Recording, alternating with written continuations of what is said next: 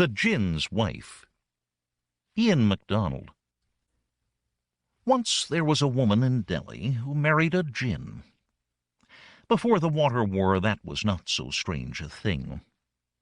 Delhi, split in two like a brain, has been the city of Djinns from time before time. The Sufis tell that God made two creations, one of clay and one of fire. That of clay became man, that of fire the Jinni. As creatures of fire, they have always been drawn to Delhi, 7 times reduced to ashes by invading empires, 7 times reincarnating itself. Each turn of the chakra, the Djinns have drawn strength from the flames, multiplying and dividing. Great dervishes and Brahmins are able to see them, but on any street at any time, anyone may catch the whisper and momentary wafting warmth of a Djinn passing. I was born in Ladakh, far from the heat of the Djinns. They have wills and whims quite alien to humans. But my mother was Delhi-born and raised, and from her I knew its circuses and boulevards, its maidans and chowks and bazaars, like those of my own lay. Delhi to me was a city of stories, and so if I tell the story of the Djinn's wife in the manner of a Sufi legend, or a tale from the Mahabharata, or even a TV soap opera, that is how it seems to me. City of Djinns. They are not the first to fall in love on the walls of the Red Fort. The politicians have talked for 3 days, and an agreement is close. In honor, the Awadi government has prepared a grand durbar in the great courtyard before the Diwan-i-Am.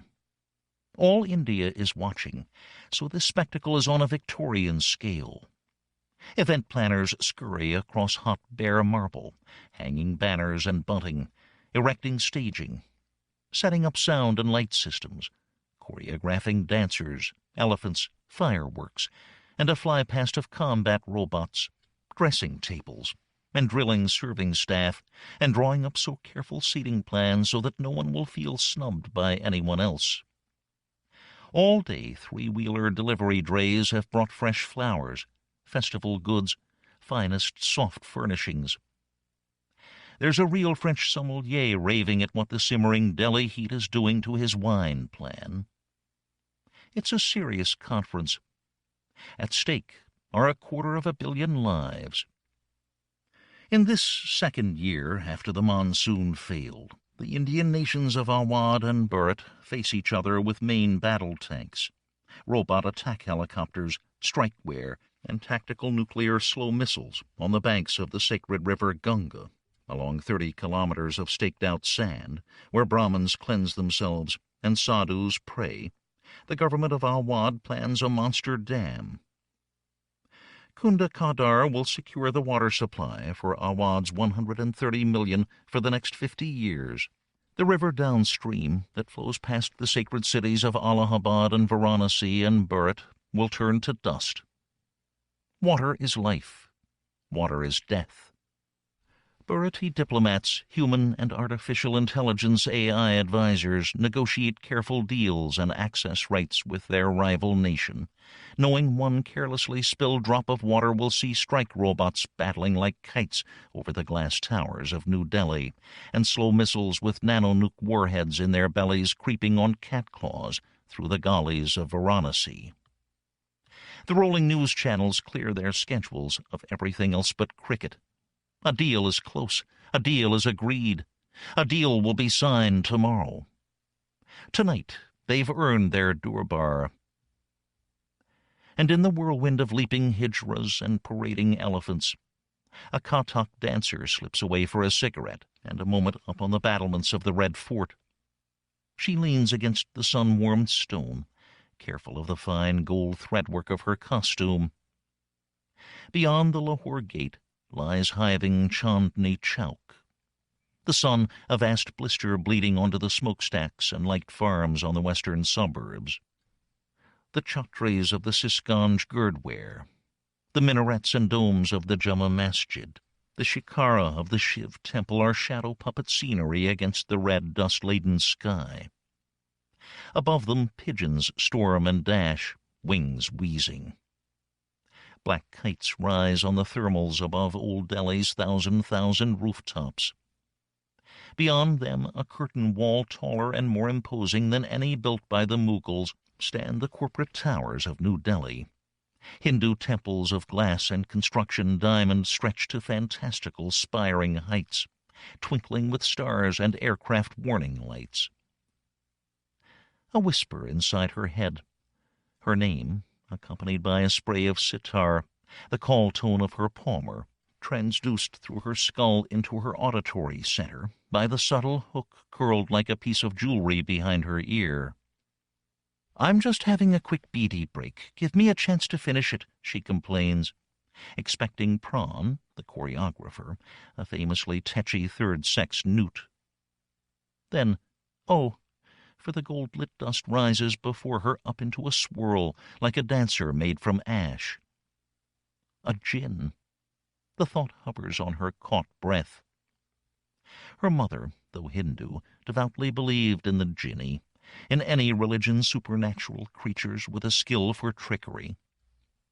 The dust coalesces into a man in a long formal sherwani and loosely wound red turban, leaning on the parapet and looking out over the glowing anarchy of Chandni Chowk.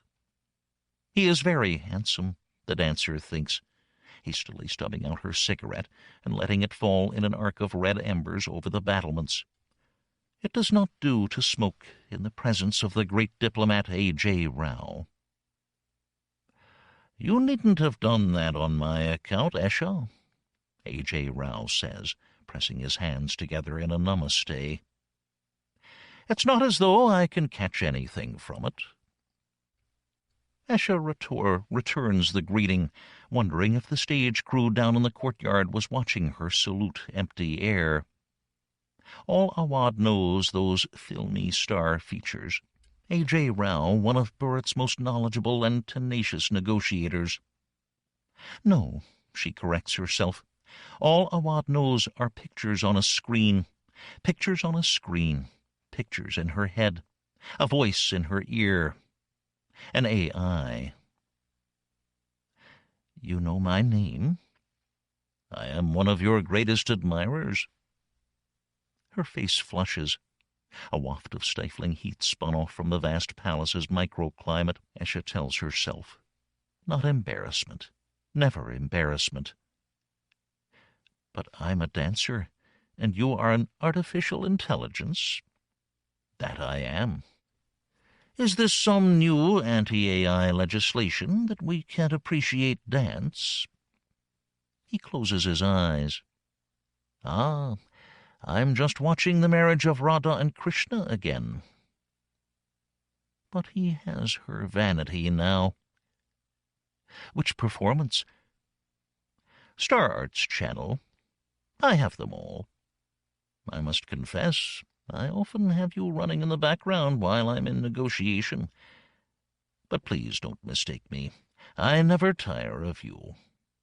A.J. Rao smiles. He has very good, very white teeth. "Strange as it may seem, I'm not sure what the etiquette is in this sort of thing. I came here because I wanted to tell you that I am one of your greatest fans, and that I am very much looking forward to your performance tonight. It's the highlight of this conference for me." The light is almost gone now, and the sky a pure, deep, eternal blue, like a minor chord. Houseboys make their many ways along the ramps and wall walks, lighting rows of tiny oil lamps. The red fort glitters like a constellation fallen over Old Delhi. Esha has lived in Delhi all her 20 years, and she has never seen her city from this vantage. She says, "I'm not sure what the etiquette is either. I've never spoken with an AI before." "Really?" A.J. now stands with his back against the sun-warm stone, looking up at the sky and at her out of the corner of his eye. The eyes smile slyly. Of course, she thinks. Her city is as full of AIs as it is with birds. From computer systems and robots with the feral smarts of rats and pigeons to entities like this one, standing before her on the gate of the Red Fort, making charming compliments. Not standing, not anywhere, just a pattern of information in her head. She stammers. I mean, level 2.9? I don't know what that means. The AI smiles, and as she tries to work it out, there is another chime in Esha's head, and this time it is Prawn, swearing horribly as usual. Where is she? Doesn't she know it's got a show to put on? Half the bloody continent watching. Excuse me. Of course, I shall be watching. How? She wants to ask. An AI, a Djinn, wants to watch me dance. What is this? But when she looks back, all there is to ask is a wisp of dust blowing along the lantern-lit battlement. There are elephants and circus performers. There are illusionists and table magicians. There are ghazal and qawwali and ballet singers. There is the catering and the sommelier's wine. And then the lights go up on the stage, and Esha spins out past the scowling Prawn as the tabla and melodeon and Chennai begin. The heat is intense in the marble square, but she is transported. The stampings, the pirouettes and swirl of her skirts, the beat of the ankle bells, the facial expressions, the subtle hand mudras. Once again she is spun out of herself by the disciplines of Kathak into something greater. She would call it her art, her talent, but she's superstitious. That would be to claim it and so crush the gift. Never name it, never speak it. Just let it possess you. Her own burning Djinn. But as she spins across the brilliant stage before the seated delegates, a corner of her perception scans the architecture for cameras, robots, eyes through which A.J. Rao might watch her. Is she a splinter of his consciousness, as he is a splinter of hers? She barely hears the applause as she curtsies to the bright lights and runs off stage. In the dressing room, as her assistants remove and carefully fold the many jeweled layers of her costume, wipe away the crusted stage makeup to reveal the 22-year-old beneath, her attention keeps flicking to her ear hook, curled like a plastic question on her dressing table. In jeans and silk sleeveless vest, indistinguishable from any other of Delhi's 4,000,000 20-somethings, she coils the device behind her ear, smooths her hair over it, and her fingers linger a moment as she slides the palmer over her hand. No calls, no messages, no avatars. She's surprised it matters so much. The official mercs are lined up in the Delhi gate. A man and woman intercept her on her way to the car. She waves them away.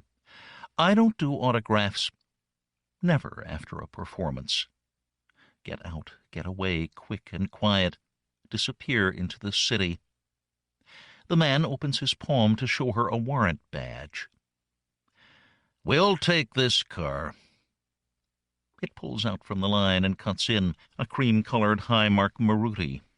The man politely opens the door to let her enter first, but there is no respect in it. The woman takes the front seat beside the driver. He accelerates out, horn blaring, into the great circus of night traffic around the Red Fort. The airco purrs. I am Inspector Thacker from the Department of Artificial Intelligence Registration and Licensing, the man says. He is young and good-skinned and confident and not at all fazed by sitting next to a celebrity. His aftershave is perhaps over-emphatic. A Krishna cop. That makes him wince. Our surveillance systems have flagged up a communication between you and Bharati Level 2.9 AI A.J. Rao. He called me, yes. At 21:08. You were in contact for 6 minutes, 22 seconds. Can you tell me what you talked about? The car is driving very fast for Delhi. The traffic seems to flow around from it. Every light seems to be green. Nothing is allowed to impede its progress. Can they do that, Esha wonders? Krishna cops, AI police, can they tame the creatures they hunt? We talked about Katak. He's a fan. Is there a problem? Have I done something wrong?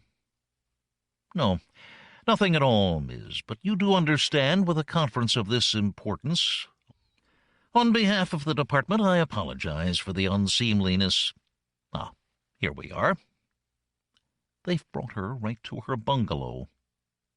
Feeling dirty, dusty, confused, she watches the Krishna cop car drive off, holding Delhi's frenetic traffic at bay with its tame djinns.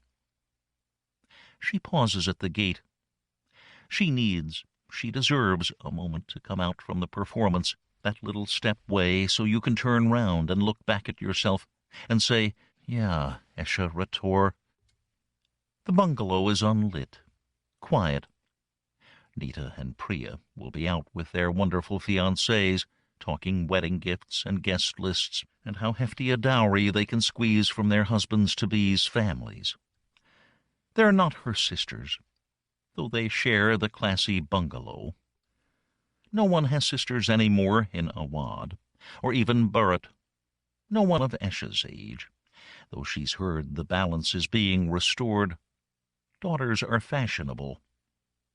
Once upon a time, women paid the dowry. She breathes deep of her city. The cool garden microclimate presses down the roar of Delhi to a muffled throb, like blood in the heart. She can smell dust and roses. Rose of Persia, flower of the Urdu poets, and dust. She imagines it rising up on a whisper of wind, spinning into a charming, dangerous djinn. No, an illusion, a madness of a mad old city. She opens the security gate and finds every square centimeter of the compound filled with red roses. Nita and Priya are waiting for her at the breakfast table next morning, sitting side by side, close like an interview panel. Or Krishna cops. For once they aren't talking houses and husbands. Who, where did they come from? Who sent them? So many. Must have cost a fortune.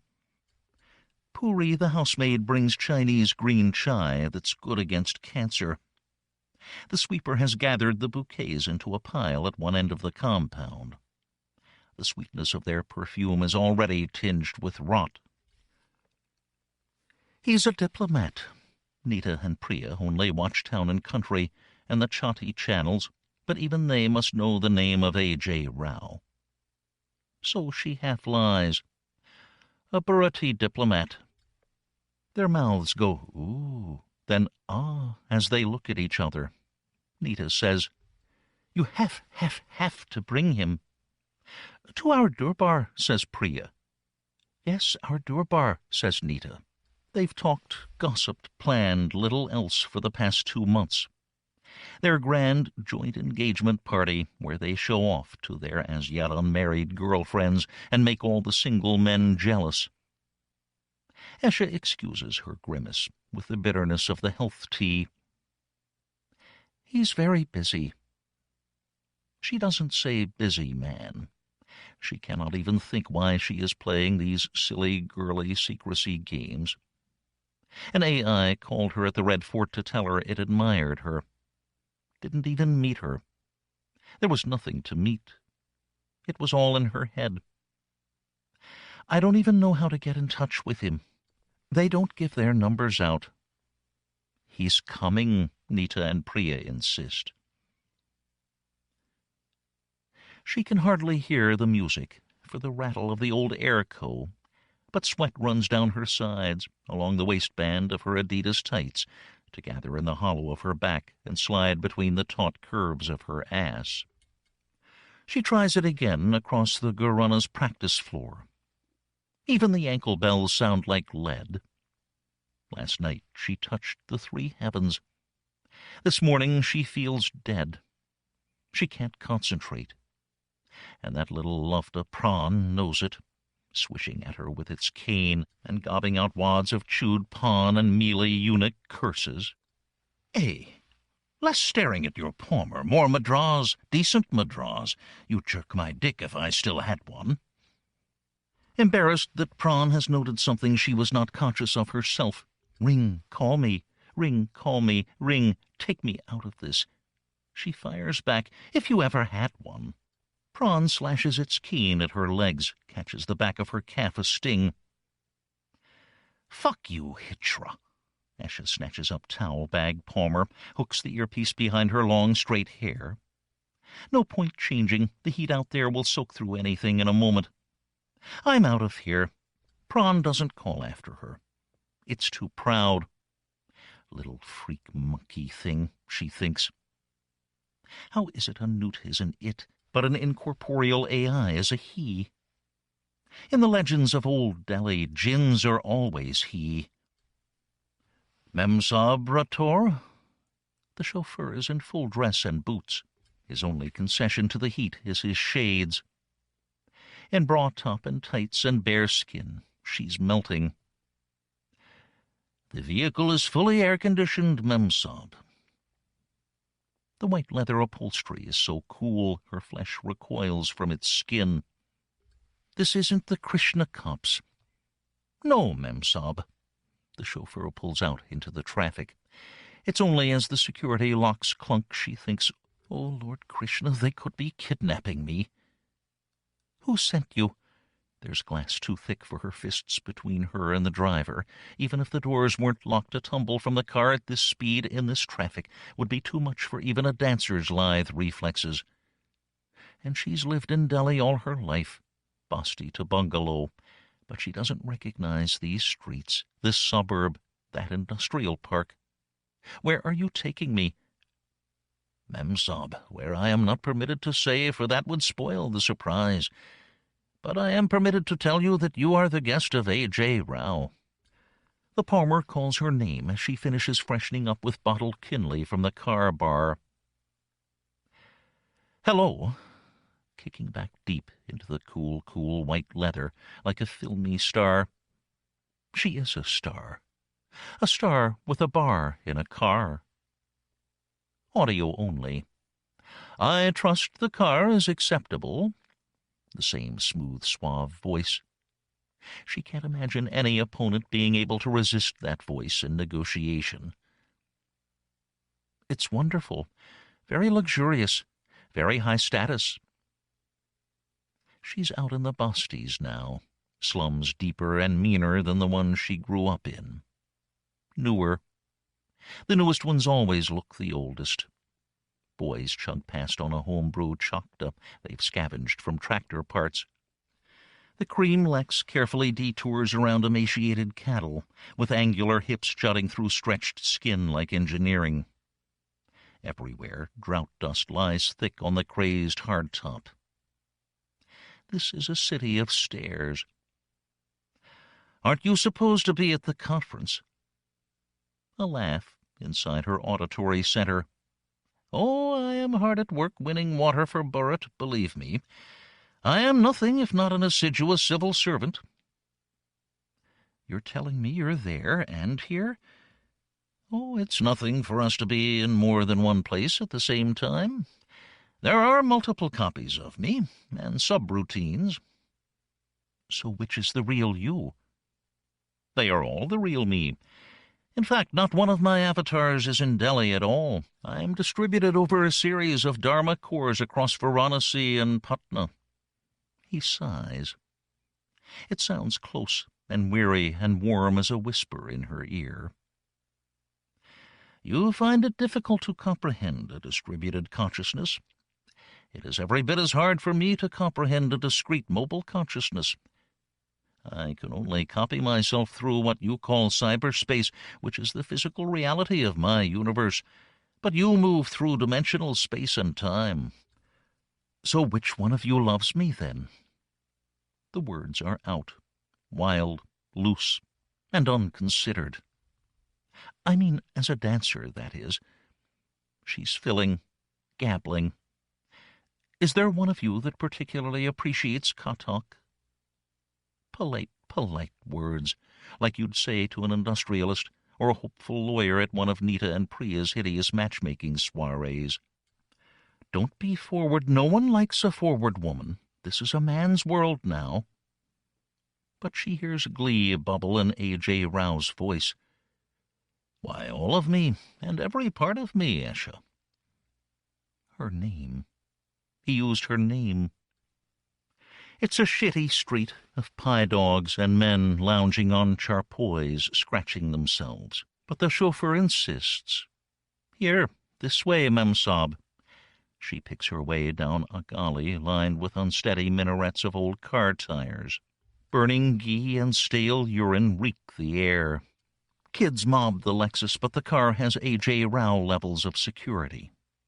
The chauffeur pushes open an old wood and brass Mughal-style gate in a crumbling red wall. Memsab. She steps through into a garden. Into the ruins of a garden. The gasp of wonder dies. The geometrical water channels of the charbog are dry, cracked, choked with litter from picnics.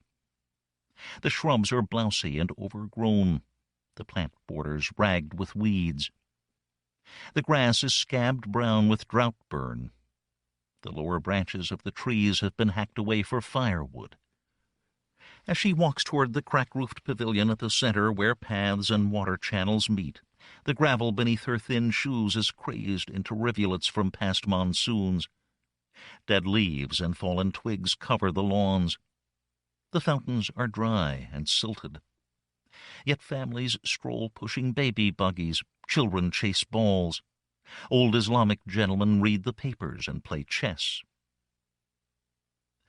The Shalimar Gardens, says A.J. Rao in the base of her skull. Paradise as a walled garden. And as he speaks, a wave of transformation breaks across the garden, sweeping away the decay of the 21st century. Trees break into full leaf, flower beds blossom. Rows of terracotta geranium pots march down the banks of the charbog channels, which shiver with water. The tiered roofs of the pavilion gleam with gold leaf. Peacocks fluster and fuss their vanities, and everything glitters and splashes with fountain play. The laughing families are swept back into Mughal grandees. The old men in the park transformed into mollies, sweeping the gravel paths with their besoms. Esha claps her hands in joy, hearing a distant silver spray of sitar notes. Oh, she says, numb with wonder. Oh, thank you for what you gave me last night. This is one of my favorite places in all India, even though it's almost forgotten. Perhaps because it is almost forgotten. Aurangzeb was crowned Mughal emperor here in 1658. Now it's an evening stroll for the Basti people. The past is a passion of mine. It's easy for me, for all of us. We can live in as many times as we can places. I often come here, in my mind. Or should I say, it comes to me. Then the jets from the fountain ripple as if in the wind. But it is not the wind, not on this stifling afternoon. And the falling water flows into the shape of a man, walking out of the spray, a man of water that shimmers and flows and becomes a man of flesh. A.J. Rao. No, she thinks, never flesh. A Djinn. A thing caught between heaven and hell. A caprice. A trickster. Then trick me. It is as the old Urdu poets declare, says A.J. Rao. Paradise is indeed contained within a wall. It is far past 4, but she can't sleep.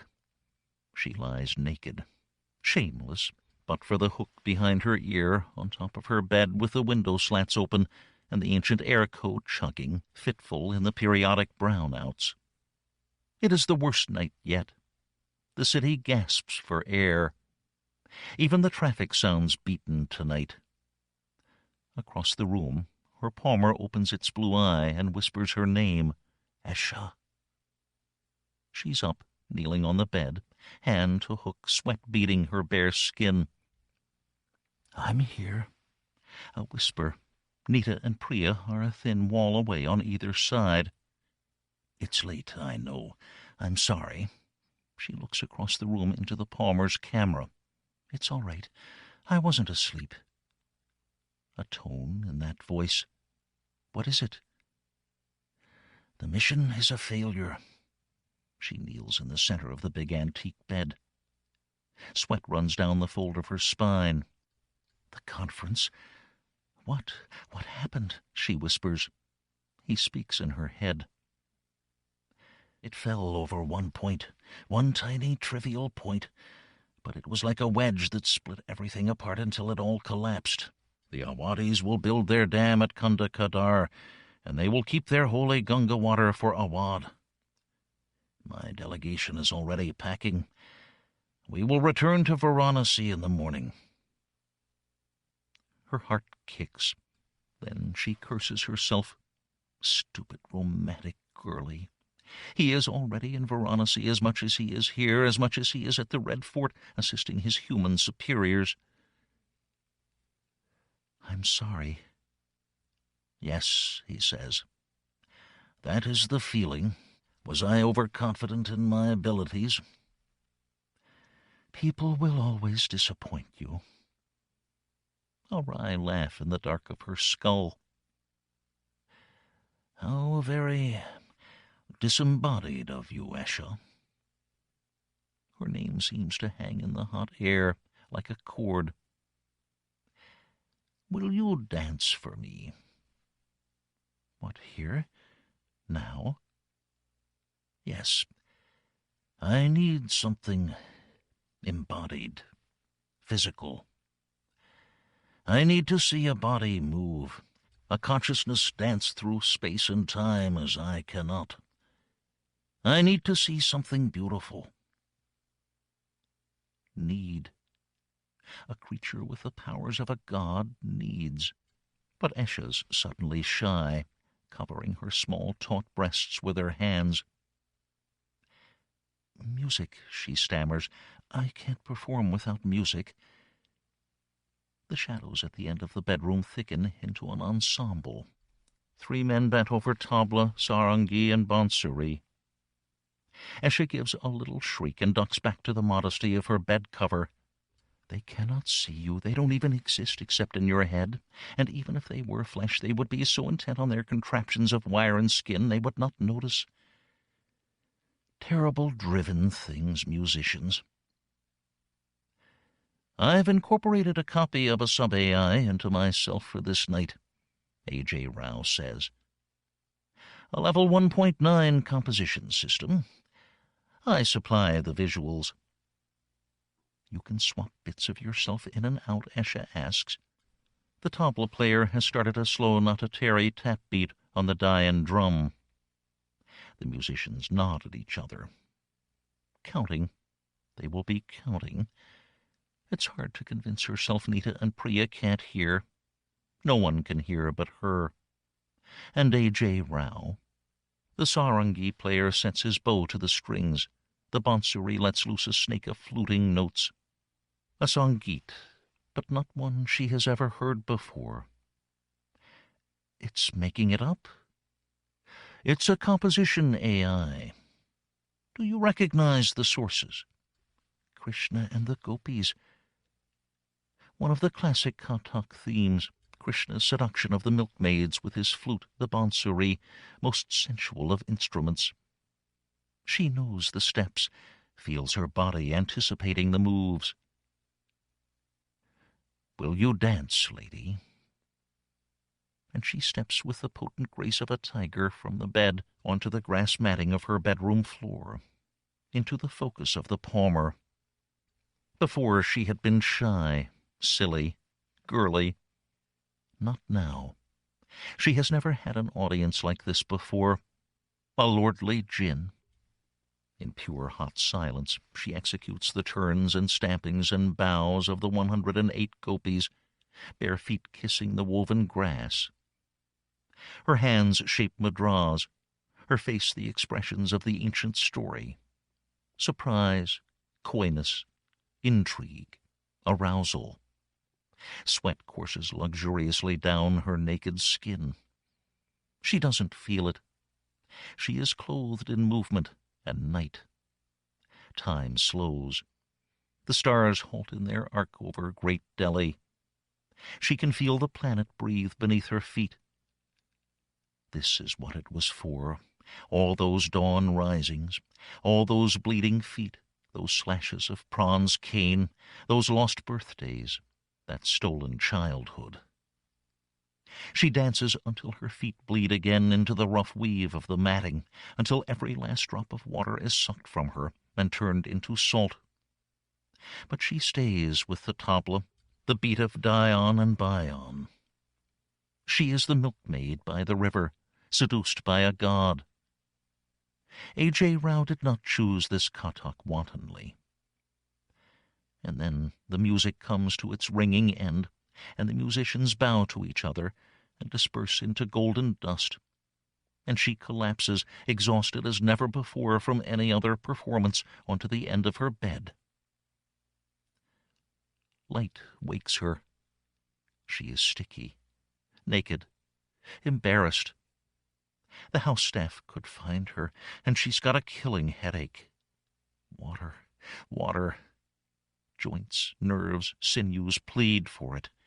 She pulls on a Chinese silk robe. On her way to the kitchen, the voyeur eye of her palmer blinks at her. No erotic dream, then. No sweat hallucination stirred out of heat and hydrocarbons. She danced Krishna and the 108 gopis in her bedroom for an AI. A message. There's a number. You can call me. Throughout the history of the 8 Delhis, there have been men, and almost always men, skilled in the lore of djinns.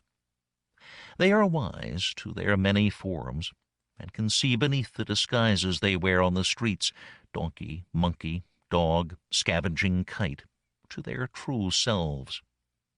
They know their roosts and places where they congregate.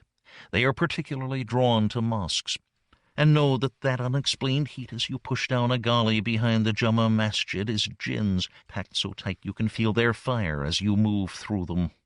The wisest, the strongest of fakirs know their names, and so can capture and command them.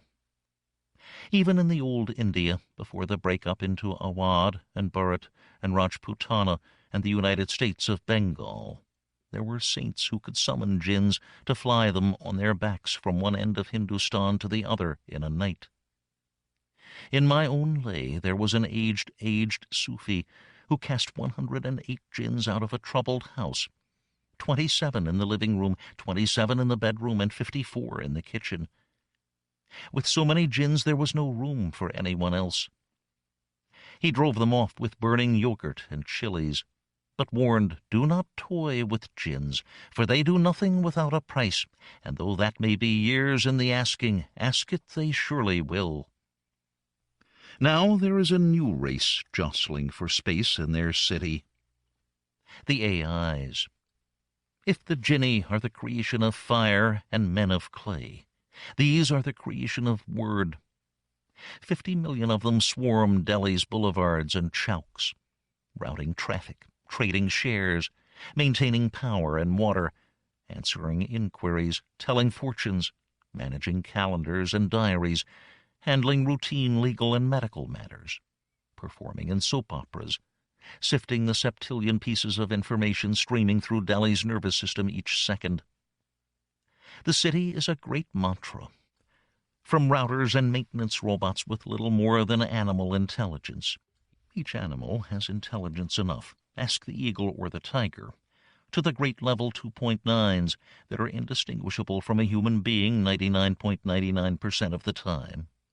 They are a young race, an energetic race, fresh to this world and enthusiastic, understanding little of their power. The djinns watch in dismay from their rooftops and minarets that such powerful creatures of living word should so blindly serve the clay creation. but mostly because, unlike humans, they can foresee the time when the AIs will drive them from their ancient beloved city and take their places. This Durbar, Nita and Priya's theme is town and country, the Bharati mega-soap that has perversely become fashionable as public sentiment in Awad turns against Bharat. Well, we will just bloody well build our dam, tanks or no tanks. They can beg for it. It's our water now, and in the same breath, what do you think about Ved Prakash? Isn't it scandalous what that Ritu Parvaz is up to? Once they derided it, and its viewers, but now that it's improper, now that it's unpatriotic, they can't get enough of Anita Mahapatra and the Begum Vora. Some still refuse to watch, but pay for daily plot digests, so they can appear fashionably informed at social musts like Nita and Priya's dating Durbars. And it's a grand Durbar. The last before the monsoon, if it actually happens this year. Nita and Priya have hired top booty boys to provide a wash of mixes beamed straight into the guests' hooks. There's even a climate control field, laboring at the limits of its containment to hold back the night heat. Esha can feel its ultrasonics as a dull buzz against her molars. Personally, I think sweat becomes you, says A.J. Rao, reading Esha's vital signs through her palmar. Invisible to all but Esha, he moves beside her like death through the press of town and countrified guests. By tradition, the last Durbar of the season is a masked ball. In modern middle-class Delhi, that means everyone wears the computer-generated semblance of a soap character. In the flesh, they are the socially mobile, dressed in smart but cool hot-season modes. But in the mind's eye, they are Aparna Chawla and Ajay Nadia Dwala, dashing Govind and conniving Dr. Chatterjee. There are 3 Ved Prakashes and as many Lal Darphans, the AI actor that plays Ved Prakash in the machine-made soap. Even the grounds of Nita's fiancé's suburban bungalow have been enchanted into Brahmpur, the fictional town where town and country takes place, where the actors that play the characters believe they live out their lives of celebrity tittle-tattle. When Nita and Priya judge that everyone has mingled and networked enough, the word will be given, and everyone will switch off their glittering disguises and return to being wholesalers and lunch vendors and software rajas. Then the serious stuff begins, the matter of finding a bride. For now, Esha can enjoy wandering anonymous in company of her friendly Djinn. She has been wandering much these weeks, through heat streets to ancient places, seeing her city fresh through the eyes of a creature that lives across many spaces and times. At the Sikh Gurdwara she saw Teg Bahadur, the 9th Guru, beheaded by fundamentalist Aurangzeb's guards. The gyring traffic around Vijay Chowk melted into the Bentley cavalcade of Mountbatten, the last viceroy, as he forever quit Lutyens' stupendous palace. The tourist clutter and shoving curio vendors around Qutub Minar turned to ghosts. And it was 1193, and the muezzins of the first Mughal conquerors sang out the Adhan. Illusions, little lies. But it is all right when it is done in love. Everything is all right in love. "Can you read my mind?" she asked, as she moved with her invisible guide through the thronging streets, that every day grew less raucous, less substantial. "Do you know what I am thinking about you, A.I. Rao?" Little by little, she slips away from the human world into the city of the Djinns. Sensation at the gate. The male stars of town and country buzz around a woman in an ivory sequin dress. It's a bit damn clever.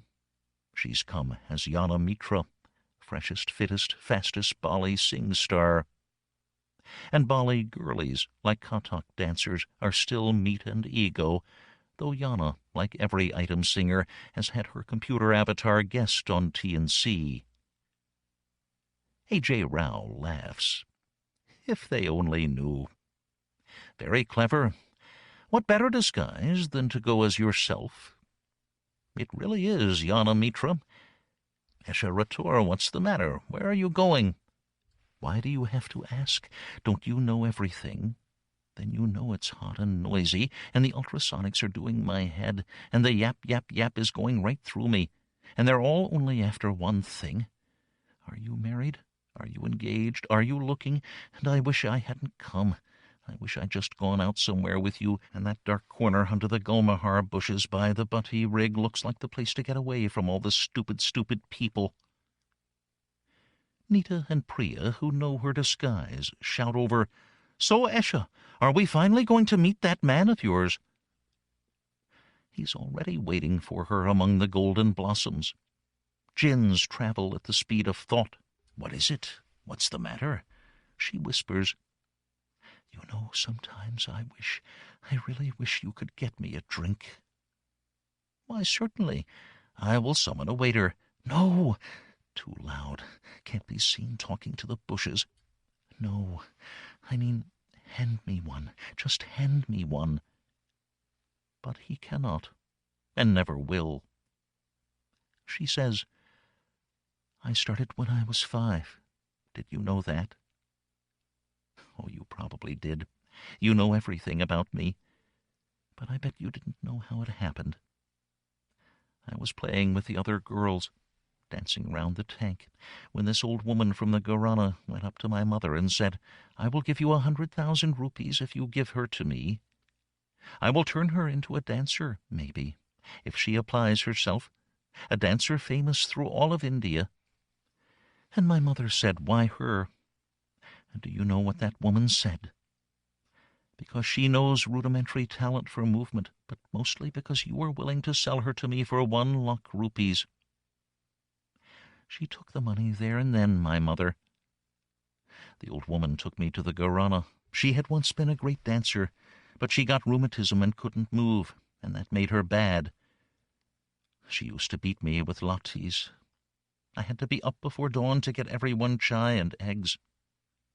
She would make me practice until my feet bled.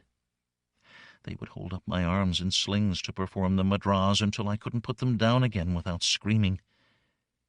I never once got home. And do you know something? I never once wanted to. And despite her, I applied myself, and I became a great dancer. And do you know what? No one cares. I spent 17 years mastering something no one cares about. But bring in some Bali girl who's been around 5 minutes to flash her teeth and tits. Jealous? Asks A.J. Rao, mildly scolding. Don't I deserve to be? Then Butty Boy 1 blinks up, You are my Sonia, on his palmer, and that's the signal to demask.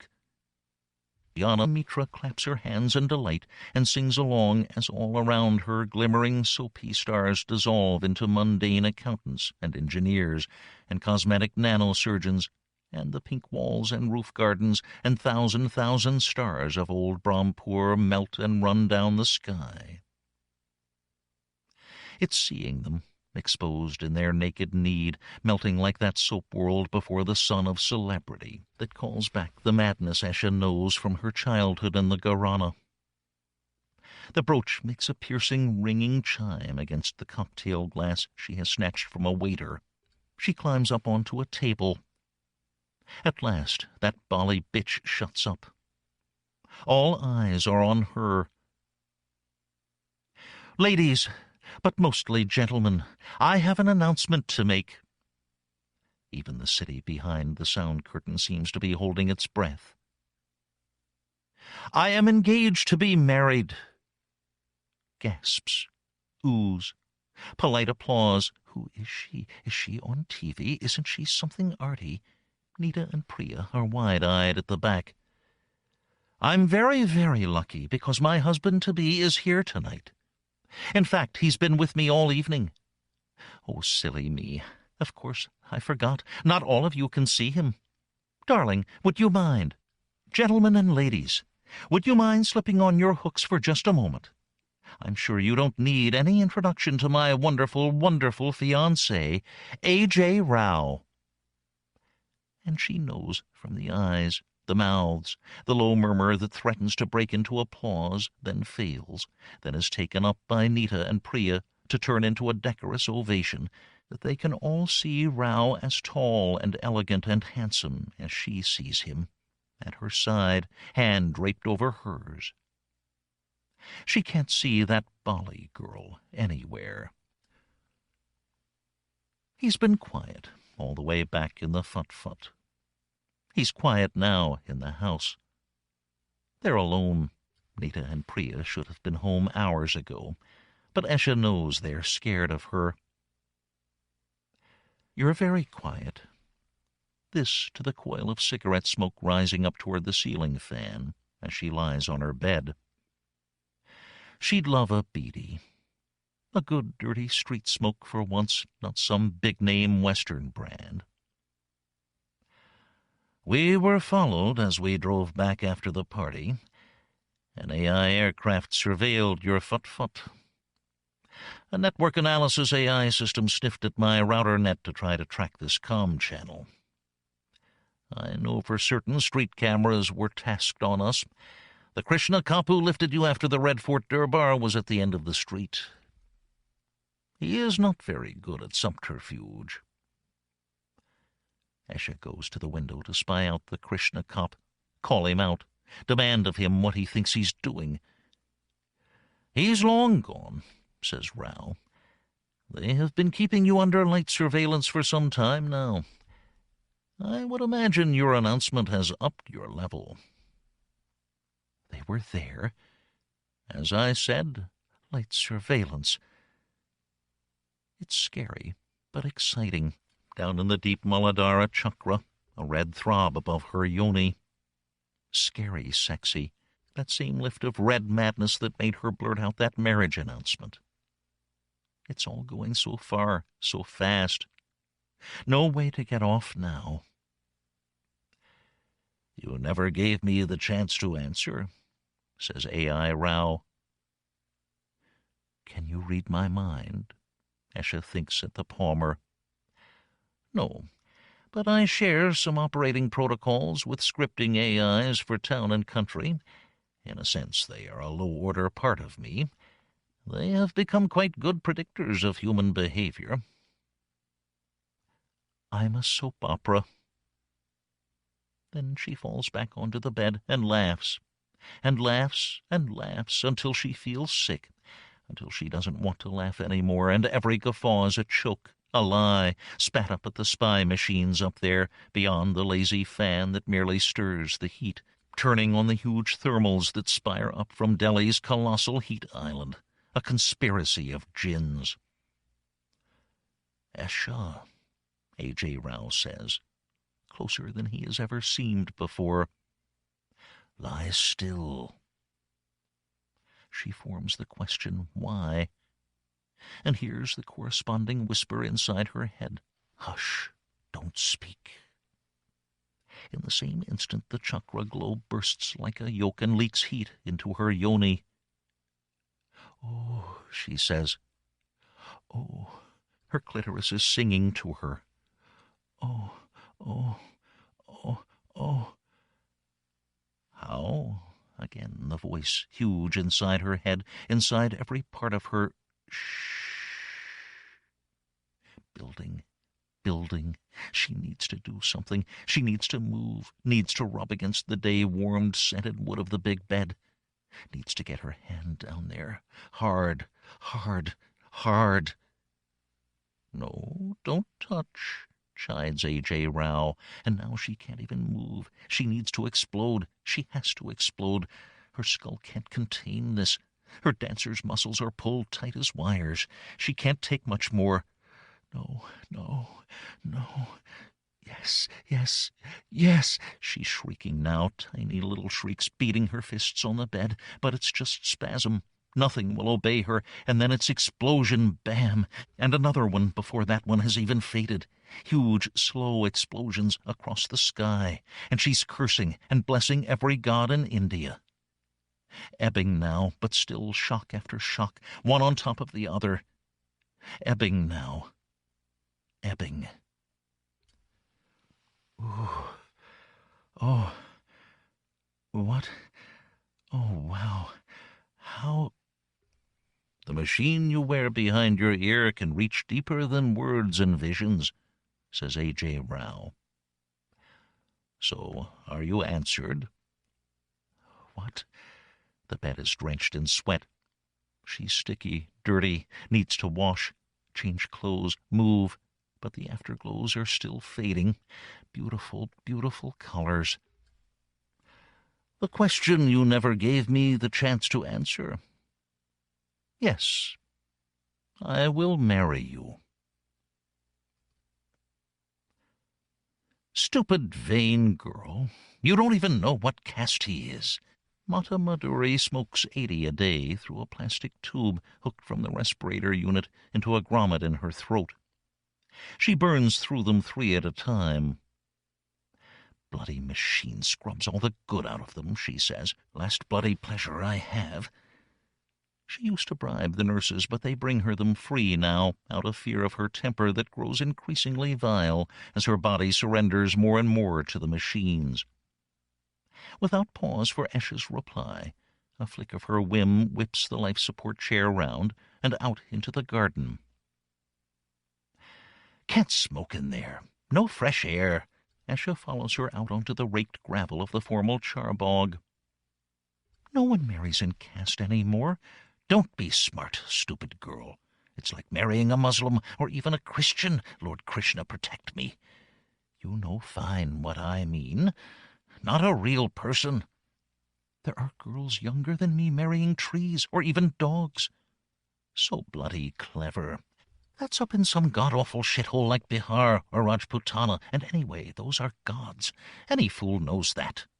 Huck, away with you. The old destroyed woman curses as the chair's AI deploys its parasol. Sun, sun, I need sun. I'll be burning soon enough. Sandalwood, you hear? You burn me on a sandalwood pyre. I'll know if you stint. Madhuri, the old crippled dance teacher, always uses this tactic to kill a conversation with which she is uncomfortable. When I'm gone, burn me sweetly. And what can a god do that A.J. Rao can't? Ay, you ungrateful, blaspheming child. I'm not hearing this la la la la la la la la. Have you finished yet? Once a week, Esha comes to the nursing home to visit this ruin of a woman, wrecked by the demands a dancer makes of a human body. She's explored guilt, need, rage, resentment, anger, pleasure at watching her collapse into long death as the motives that keep her turning up the drive in a fut-fut, and there is only one she believes. She's the only mother she has. If you marry that thing, you will be making a mistake that will destroy your life, Madhuri declares, accelerating down the path between the water channels. I don't need your permission, Esha calls after her. A thought spins Madhuri's chair on its axis. Oh, really? That would be a first for you. You want my blessing. Well, you won't have it. I refuse to be party to such nonsense. I will marry A.J. Rao. What did you say? I will marry A.J. Rao. Madhuri laughs, a drying, dying, spitting sound full of beady smoke. Well, you almost surprise me. Defiance. Good, some spirit at last. That was always your problem. You always needed everyone to approve, everyone to give you permission, everyone to love you. And that's what stopped you being great. Do you know that, girl? You could have been a Devi, but you always held back for fear that someone might not approve. And so you were only ever good. People are looking now. Staff, visitors, patients. Raised voices, unseemly emotions. This is a house of calm and slow mechanized dying. Esha bends low to whisper to her mentor, I want you to know that I dance for him. Every night. Like Radha for Krishna. I dance just for him, and then he comes and makes love to me. He makes me scream and swear like a hooker. Every night. And look. He doesn't need to call any more. He is hardwired into the hook she now hardly ever takes off. Esha looks up. He is there, standing in a sober black suit among the strolling visitors and droning wheelchairs, hands folded. There he is, see? My lover, my husband. A long, keening screech, like feedback, like a machine dying. Marjorie's withered hands fly to her face. Her breathing tube curdles with tobacco smoke. Monster! Monster! Unnatural child! Ah, I should have left you in that busty. Away from me! Away! Away! Away! Esha retreats from the old woman's mad fury as hospital staff come hurrying across the scorched lawns, white saris flapping. Every fairy tale must have a wedding. Of course, it was the event of the season. The decrepit old Shalimar Gardens were transformed by an army of Mollies into a sweet green-watered Maharaja's fantasia, with elephants, pavilions, musicians, lancers, dancers, filmy stars, and robot bartenders. Nita and Priya were uncomfortable bridesmaids in fabulous frocks. A great Brahmin was employed to bless the union of woman and artificial intelligence. Every television network sent cameras, human or AI. Gleaming presenters checked the guests in and checked the guests out. Chatty mag paparazzi came in their crowds, wondering what they could turn their cameras on. There were even politicians from Bharat, despite the souring relationships between the two neighbors. Now Awad constructors were scooping up the Gunga sands into revetments. But most there were the people of the encroaching bastis, jostling up against the security staff lining the paths of their garden, asking, "She's marrying a what? How does that work? Can they, and what about children? Who is she, actually? Can you see anything? I can't see anything. Is there anything to see?" But the guests and the great were hooked up and applauded the groom in his golden veil on his white stallion, stepping with the delicacy of a dressage horse up the raked paths. And because they were great and guests, there was not one who, despite the free French champagne from the well-known diplomatic sommelier, would ever say, "But there's no one there." No one was at all surprised that after the bride left in a stretch limo, there came a dry, sparse thunder, cloud to cloud, and a hot, mean wind that swept the discarded invitations along the paths. As they were filing back to their taxis, tankers were draining the expensively filled connaughts. It made lead in the news. Katak stars weds AI lover. Honeymoon in Kashmir. Above the chowks and minarets of Delhi, the Djinns bent together in conference. He takes her while shopping in Tughlaq Mall. 3 weeks and the shop girls still nod and whisper. She likes that. She doesn't like it that they glance and giggle when the Krishna cops lift her from the counter at the Black Lotus Japanese Import Company. My husband is an accredited diplomat. This is a diplomatic incident. The woman in the bad suit pushes her head gently down to enter the car. The ministry doesn't need personal liability claims. "Yes, but you are not, Mrs. Rao," says Thacker in the back seat, still wearing that cheap aftershave. "Ratour," she says. "I have retained my stage name, and we shall see what my husband has to say about my diplomatic status." She lifts her hand in a madra to speak to A.J., as she thinks of him now. Dead air. She performs the wave again. "This is a shielded car," Thacker says. The building is shielded also. They take the car right inside, down a ramp into the basement parking lot. It's a cheap, anonymous glass and titanium block on Parliament Street that she's driven past 10,000 times on her way to the shops of Connaught Circus without ever noticing. Thacker's office is on the 15th floor. It's tidy and has a fine view over the astronomical geometries of the Jantar Mantar, but smells of food. Tiffin snatched at the desk. She checks for photographs of family, children, wife. Only himself, smart in pressed whites for a cricket match. "Chai?" please." The anonymity of this civil service block is beginning to unnerve her. A city within a city. The chai is warm and sweet, and comes in a tiny disposable plastic cup. Thacker's smile seems also warm and sweet. He sits at the end of the desk, angled toward her in Krishna Cup Handbook non-confrontational. "Mrs. Rator, how to say this? My marriage is legal. Oh, I know, Mrs. Rator. This is Award, after all. Why, there have even been women who married Djinns within our own lifetimes. No, it's an international affair now, it seems. Oh, well, water. We do also take it for granted, don't we? Until it runs short, that is. Everybody knows my husband is still trying to negotiate a solution to the Kunda Kadar problem." "Yes, of course he is." Thacker lifts a manila envelope from his desk, peeps inside, grimaces coyly. "How shall I put this? Mrs. Rator, does your husband tell you everything about his work?" "That is an impertinent question. Yes, forgive me. But if you'll look at these photographs." Big, glossy, high-res prints, slick and sweet-smelling from the printer. Aerial views of the ground. A thread of green-blue water, white sands, scattered shapes without meaning.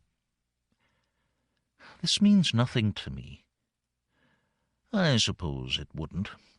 But these drone images show Bharati battle tanks, robot reconnaissance units, and air defense batteries deploying within striking distance of the construction of Kunda Kadar."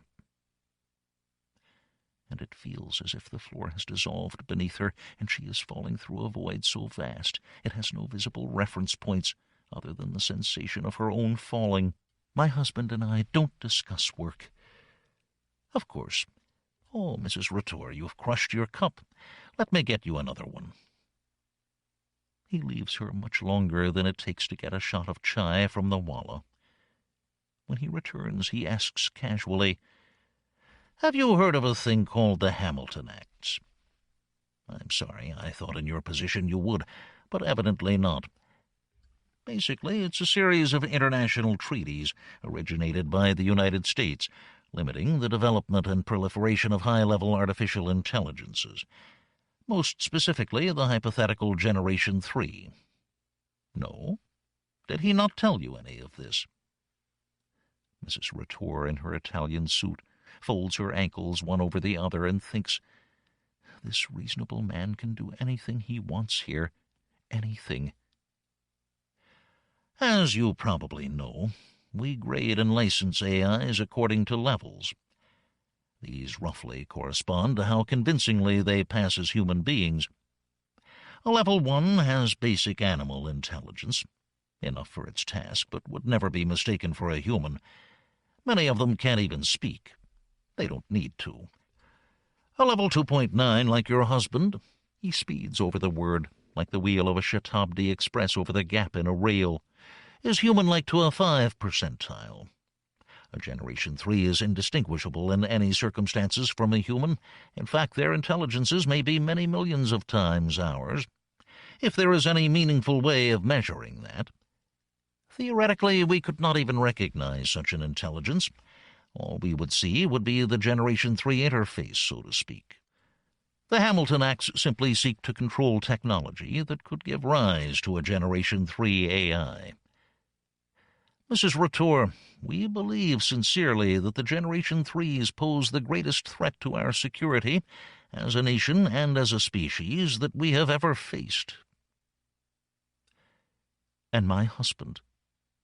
Solid, comfortable word. Thacker's sincerity scares her. "The government is preparing to sign the Hamilton Acts in return for loan guarantees to construct the Kunda Kadar Dam. When the act is passed, and it's in the current session of the Lok Sabha, everything under level 2.8 will be subject to rigorous inspection and licensing, policed by us."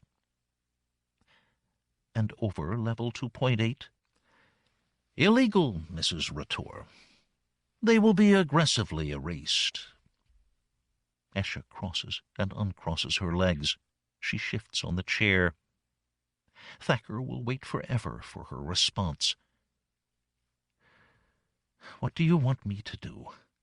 A.J. Rao is highly placed within the Bharati administration. You're asking me to spy on an AI? From his face, she knows he expected her to say husband.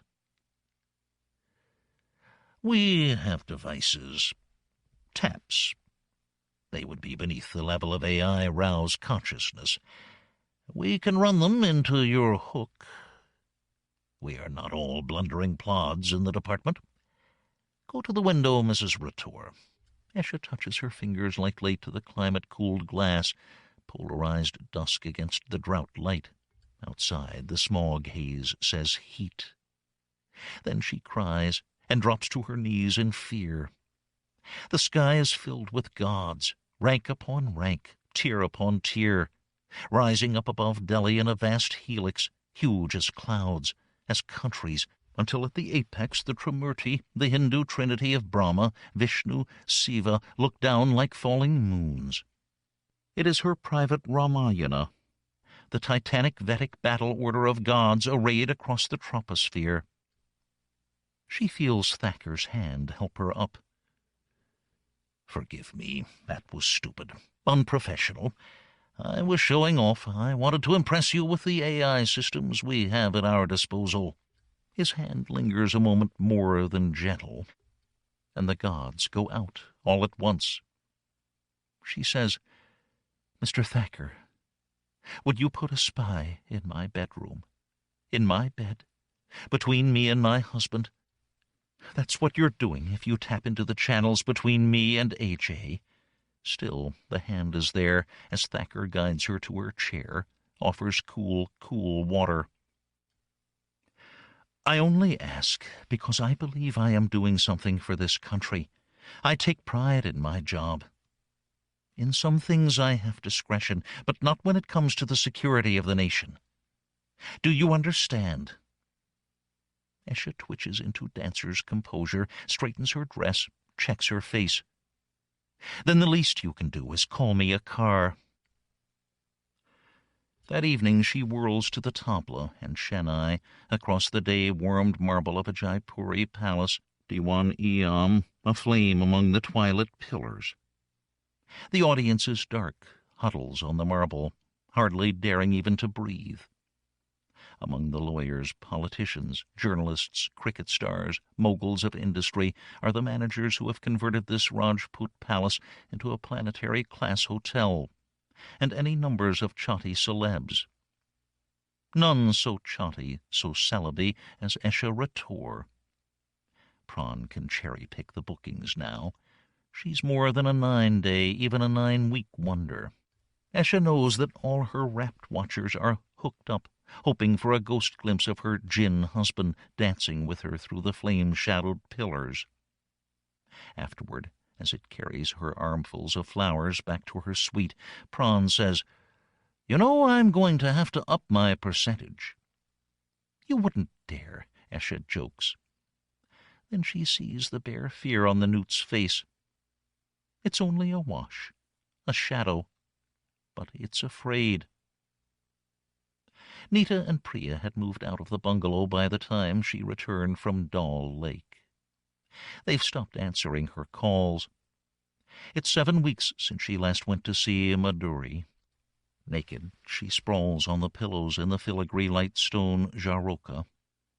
She peers down from her covered balcony through the grill at the departing guests. See out, not see in. Like the shut-away women of the old Zenana. Shut away from the world, shut away from human flesh. She stands up, holds her body against the day-warmed stone. The press of her nipples, the rub of her pubis. Can you see me, smell me, sense me, know that I am here at all? And he's there. She does not need to see him now, just sense his electric prickle along the inside of her skull. He fades into vision, sitting on the end of the low, ornate teak bed.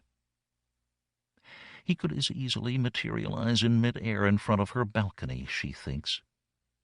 But there are rules and games even for djinns.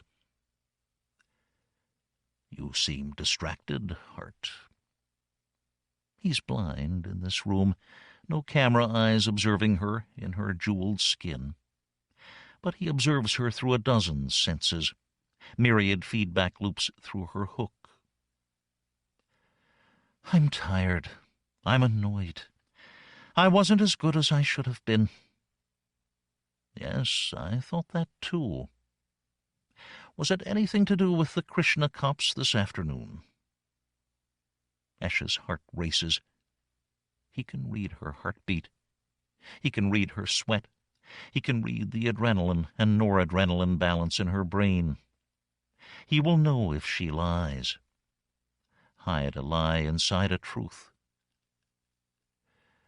I should have said I was embarrassed. He can't understand shame, strange in a society where people die from want of honor. We could be in trouble. There's something called the Hamilton Acts. I am aware of them. He laughs. He has this way now of doing it inside her head. He thinks she likes the intimacy, a truly private joke. She hates it. All too aware of them. They wanted to warn me. Us. That was kind of them. And me, a representative of a foreign government. So that's why they'd been keeping a watch on you, to make sure you are all right. They thought they might be able to use me to get information from you. Did they indeed? The night is so still she can hear the jingle of the elephant harnesses and the cries of the mahouts as they carry the last of the guests down the long processional drive to their waiting limos. In a distant kitchen, a radio jabbers. Now we will see how human you are. Call him out. At last A.J. Rao says, Of course, I do love you. Then he looks into her face. I have something for you. The staff turn their faces away in embarrassment as they set the device on the white marble floor, back out of the room, eyes averted. What does she care? She is a star. A.J. Rao raises his hand, and the lights slowly die. Pierced brass lanterns send soft stars across the beautiful old Zenana room. The device is the size and shape of a fut-fut tire, chromed and plasticked, alien among the Mughal retro. As Esha floats over the marble toward it, the plain white surface bubbles and deliquesces into dust. Esha hesitates.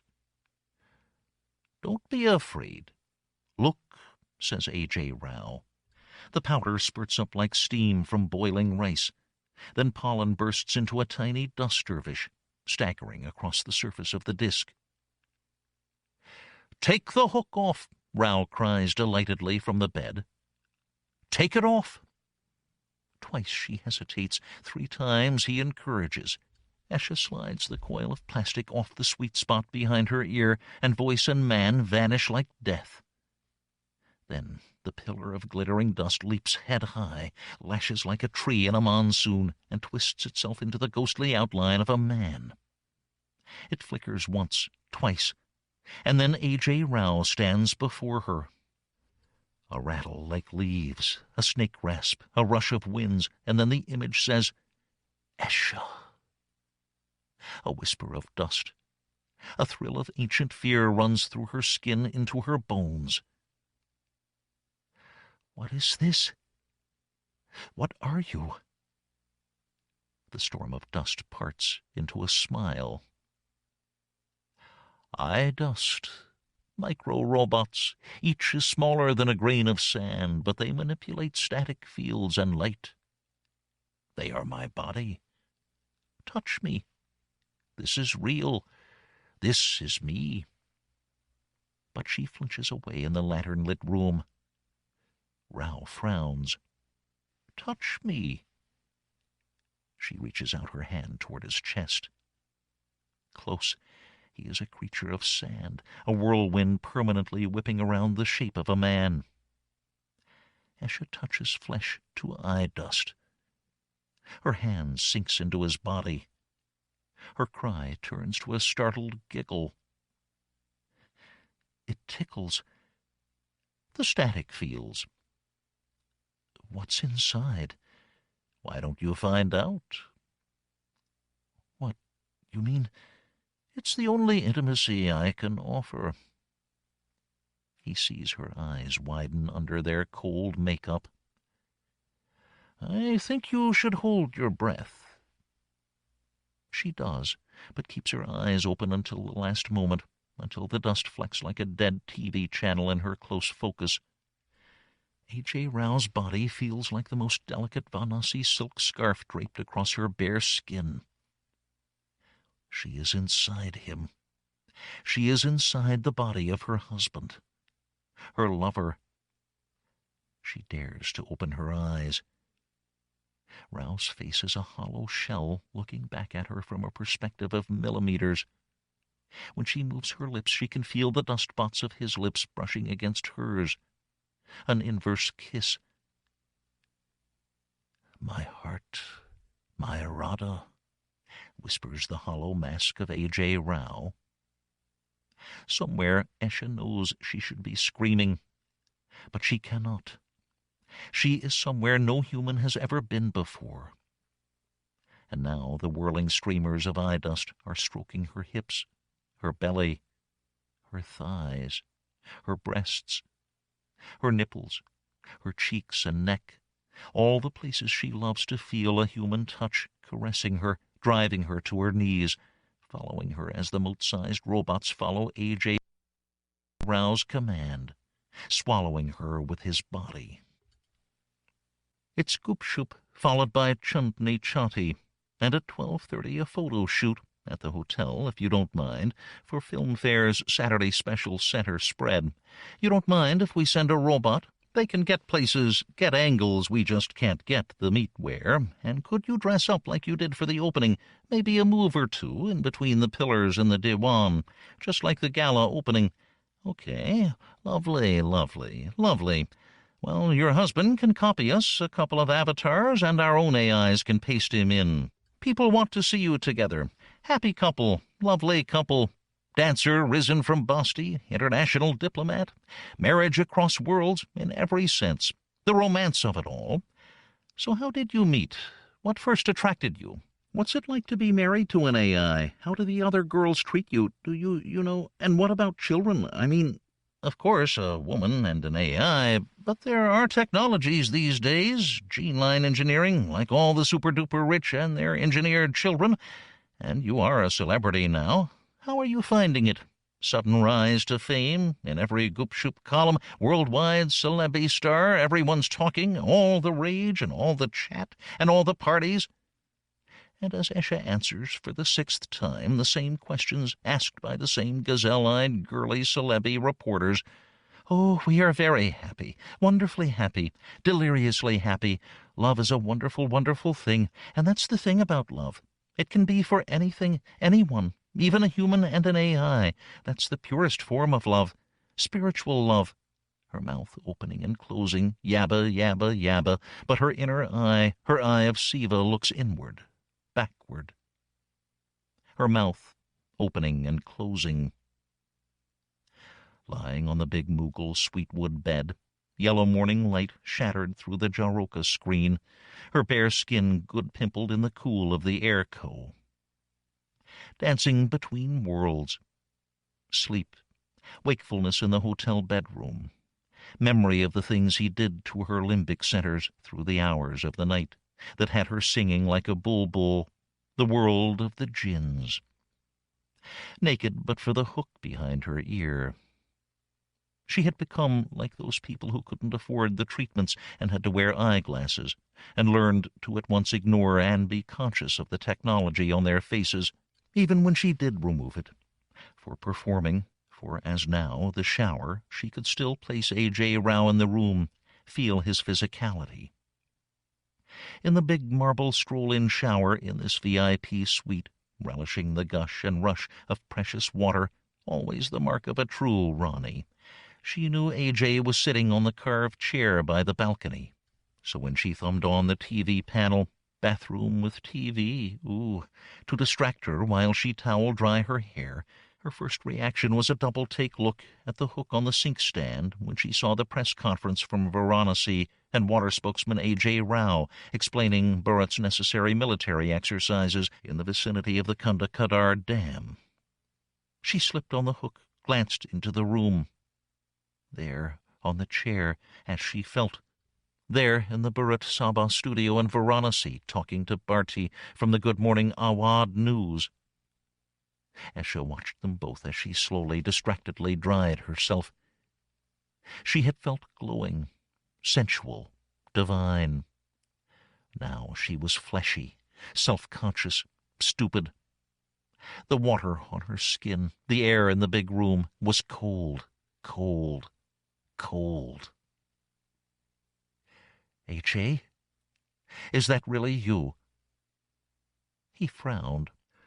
That's a very strange question first thing in the morning, especially after... She cut cold his smile. There's a TV in the bathroom. You're on, doing an interview for the news, a live interview. So are you really here? Chote, sweet, you know what I am. A distributed entity. I'm copying and deleting myself all over the place. I am wholly there, and I am wholly here. Esha held the vast powder-soft towel around her. Last night, when you were here in the body, and afterward when we were in the bed, were you here with me? Wholly here? Or was there a copy of you working on your press statement, and another having a high-level meeting, and another drawing an emergency water supply plan, and another talking to the Banglas in Dhaka? My love, does it matter? Yes, it matters. She found tears and something beyond, anger choking in her throat. It matters to me. It matters to any woman, to any human. Mrs. Rao, are you all right? Ratour, my name is Ratour. She hears herself snap at the silly little Chatty Mag Jr. Esha gets up, draws up her full dancer's poise. This interview is over.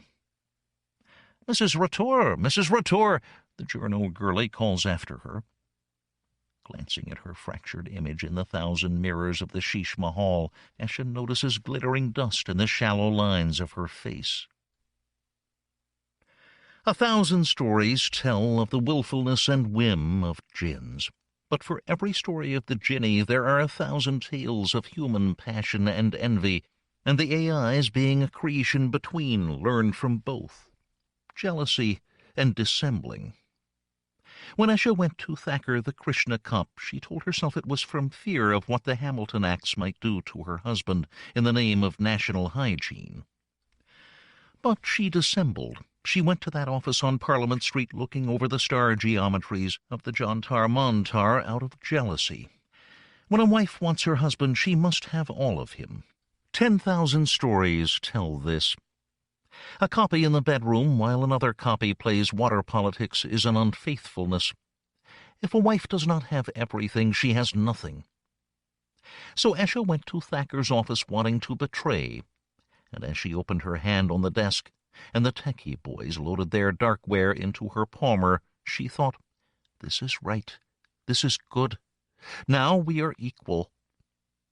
And when Thacker asked her to meet him again in a week to update the ware, unlike the djinns, hostages of eternity, software entities on both sides of the war evolved at an ever-increasing rate, he told himself it was duty to his warrant, loyalty to his country. In this, too, he dissembled. It was fascination. Earth-mover robots started clearing the Kunda Kadar Dam site the day Inspector Thacker suggested that perhaps next week they might meet at the International Coffee House on Connaught Circus, his favorite. She said, My husband will see. To which Thacker replied, We have ways to blind him. But all the same, she sat in the furthest, darkest corner, under the screen showing the international cricket, hidden from any prying eyes, her hook shut down and cold in her handbag. "So what are you finding out?" she asked. "It would be more than my job is worth to tell you, Mrs. Ratour," said the Krishna cop. "National security." Then the waiter brought coffee on a silver tray. After that they never went back to the office. On the days of their meetings, Thacker would whirl her through the city in his government car to Chandni Chowk, to Humayun's tomb and the Qutub Minar, even to the Shalimar Gardens. Esha knew what he was doing, taking her to those same places where her husband had enchanted her. "How closely have you been watching me?" she thought. "Are you trying to seduce me?" For Thacker did not magic her away to the 8 Delhis of the dead past, but immersed her in the crowd, the smell, the bustle, the voices and commerce and traffic and music, her present, her city burning with life and movement.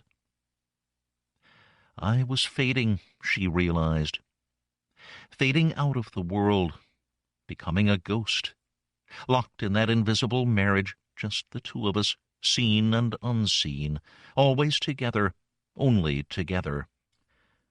She would feel for the plastic fetus of her hook coiled in the bottom of her jeweled bag, and hate it a little. When she slipped it back behind her ear in the privacy of the fut-fut back to her bungalow, she would remember that Thacker was always assiduous in thanking her for her help in national security. Her reply was always the same. Never thank a woman for betraying her husband over her country. He would ask, of course. Out and about, she would say, "Sometimes I just need to get out of this place, get away. Yes, even from you." Holding the words, the look into the eye of the lens just long enough. "Yes, of course you must." Now the earth movers had turned Kunda Kadar into Asia's largest construction site. The negotiations entered a new stage. Varanasi was talking directly to Washington to put pressure on Awad to abandon the dam and avoid a potentially destabilizing water war. U.S. support was conditional on Bharat's agreement to the Hamilton Protocols, which Bharat could never do, not with its major international revenue generator being the wholly AI-generated soapy town and country. "Washington telling me to effectively sign my own death warrant," A.J. Rao would laugh. "Americans surely appreciate irony."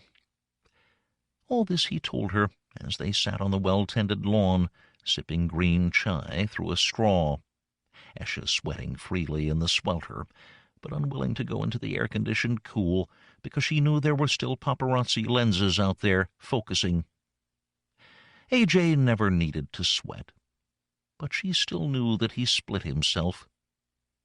In the night, in the rare cool, he would ask, "Dance for me." But she didn't dance any more. Not for A.J. Rao, not for Prawn, not for a thrilled audience who would shower her with praise and flowers and money and fame.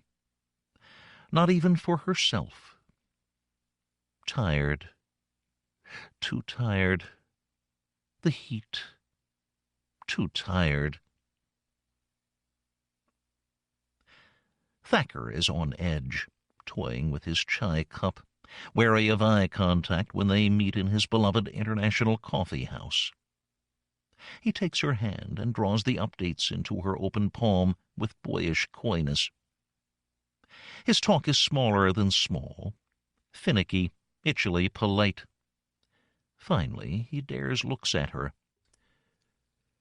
"Mrs. Ratour, I have something I must ask you. I have wanted to ask you for some time now." Always the name, the honorific. But the breath still freezes. Her heart kicks in animal fear. "You know you can ask me anything." tastes like poison. Thacker can't hold her eye, ducks away. Killa Krishna Kopp turned shy boy. Mrs. Ratour, I am wondering if you would like to come and see me play cricket. The Department of Artificial Intelligence Registration and Licensing versus Parks and Cemeteries Service of Delhi is hardly a test against the United States of Bengal, but it is still enough of a social occasion to out-posh frocks and number-one saris. Pavilions, parasols, sunshades ring the scorched grass of the Civil Service of Awad Sports Ground, a flock of white wings. Those who can afford portable air-co field generators sit in the cool, drinking English Pimm's #1 cup. The rest fan themselves. Incognito, in high-label shades and light silk dupatta, Esha Ratour looks at the salt-white figures moving on the circle of brown grass and wonders what it is they find so important in their game of sticks and ball to make themselves suffer so. She had felt hideously self-conscious when she slipped out of the fut-fut in her flimsy disguise. Then, as she saw the crowds in their mela finery milling and chatting, heat rose inside her, the same energy that allowed her to hide behind her performances, seen but unseen. A face half the country sees on its morning chatty mags, yet can vanish so easily under shades and a headscarf. Slum features. The anonymity of the Basti bred into the cheekbones. A face from the great crowd. The Krishna Kopps have been put into bat by Parks and Cemeteries. Thacker is in the middle of the batting order, but Parks and Cemeteries pace bowler Chaudhry and the lumpy wicket is making short work of the department's openers. One on his way to the painted wooden pavilion, and Thacker striding toward the crease, pulling on his gloves, taking his place, lining up his bat. He is very handsome in his whites, Esha thinks. He runs a couple of desultory ones with his partner at the other end. Then it's a new over, clop of ball on willow. A rich, sweet sound. A couple of safe returns. Then the bowler lines and brings his arm round in a windmill. The ball gets a sweet, mad bounce. Thacker fixes it with his eye, steps back, takes it in the middle of the bat, and drives it down, hard, fast, bounding toward the boundary rope that kicks it into the air for a cheer and a flurry of applause and a four. And Esha is on her feet, hands raised to applaud, cheering. The score clicks over on the big board, and she is still on her feet, alone of all the audience. For directly across the ground, in front of the sight screens, is a tall, elegant figure in black, wearing a red turban. Him. Impossibly him. Looking right at her, through the white-clad players, as if they were ghosts. And very slowly he lifts a finger and taps it to his right ear. She knows what she'll find, but she must raise her fingers and echo, feel with horror the coil of plastic, overlooked in her excitement to get to the game, nestled accusing in her hair like a snake. So who won the cricket, then? Why do you need to ask me? If it were important to you, you'd know, like you can know anything you really want to. You don't know. Didn't you stay to the end? I thought the point of sport was who won. What other reason would you have to follow intra-civil service cricket? If Pearl the maid were to walk into the living room, she would see a scene from a folk tale, a woman shouting and raging at silent dead air. But Puri does her duties and leaves as soon as she can. She's not at ease in a house of djinns. Sarcasm is it now? Where did you learn that? Some sarcasm AI you've made part of yourself. So now there's another part of you I don't know that I'm supposed to love. Well, I don't like it, and I won't love it because it makes you look petty and mean and spiteful. There are no AIs for that. We have no need for those emotions. If I learned these, I learned them from humans. Esha lifts her hand to rip away the hook, hurl it against the wall. No! So far, Rao has been voice only. Now the slanting late-afternoon golden light stirs and curdles into the body of her husband. "Don't," he says, "don't banish me. I do love you." "What does that mean?" Esha screams. "You're not real. None of this is real. It's just a story we made up because we wanted to believe it. Other people, they have real marriages, real lives, real sex, real children." "Children? Is that what it is? I thought the fame, the attention was the thing, that there never would be children to ruin your career and your body. But if that's no longer enough, we can have children, the best children I can buy." Esha cries out, a keen of disappointment and frustration. The neighbors will hear, but the neighbors have been hearing everything, listening, gossiping. No secrets in this city of djinns. "Do you know what they're saying? All those magazines and chatty shows? What they're really saying? About us, the djinn and his wife." "I know." For the first time, A.J. Rao's voice, so sweet, so reasonable inside her head, is raised. "I know what every one of them says about us. Esha, have I ever asked anything of you?" "Only to dance." "I'm asking one more thing of you now. It's not a big thing. It's a small thing. Nothing, really. You say I'm not real. What we have is not real. That hurts me because at some level it's true. Our worlds are not compatible. But it can be real. There is a chip, new technology, a protein chip. You get it implanted. Here." Rao raises his hand to his third eye. "It would be like the hook, but it would always be on.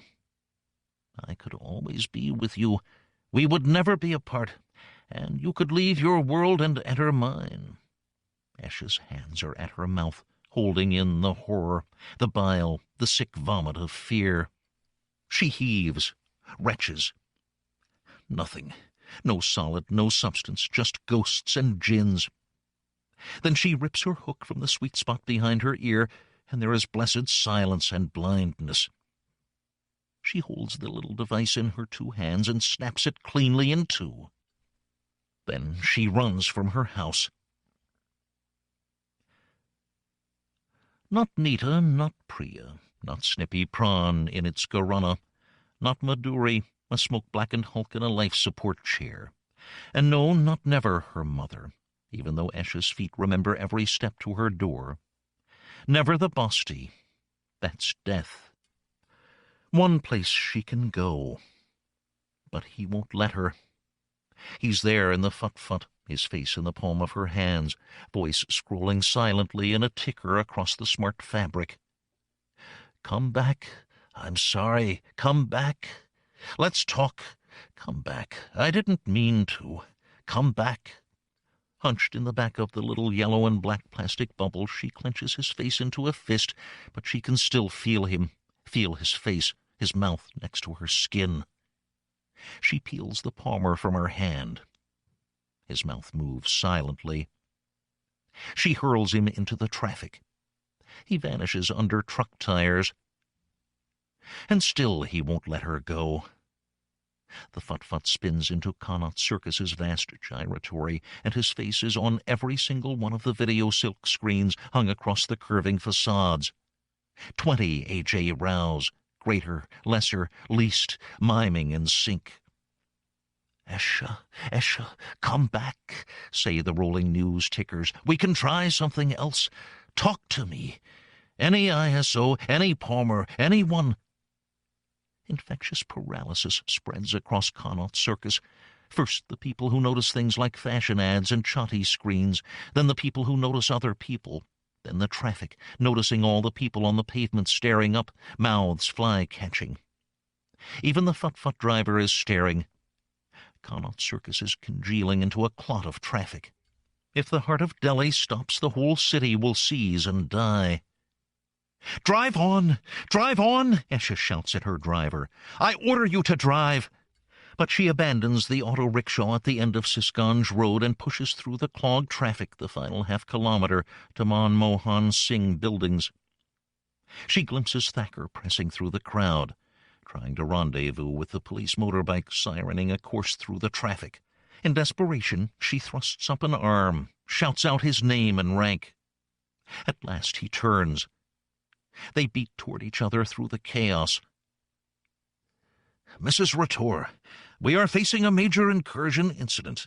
My husband, Mr. Rao, he has gone mad. Mrs. Ratour, please understand. By our standards, he never was sane. He is an AI. The motorbike wails its horns impatiently. Thacker waggles his head to the driver, a woman in police leathers and helmet. In a moment. He seizes Esha's hand, pushes her thumb into his palmer-gloved hand.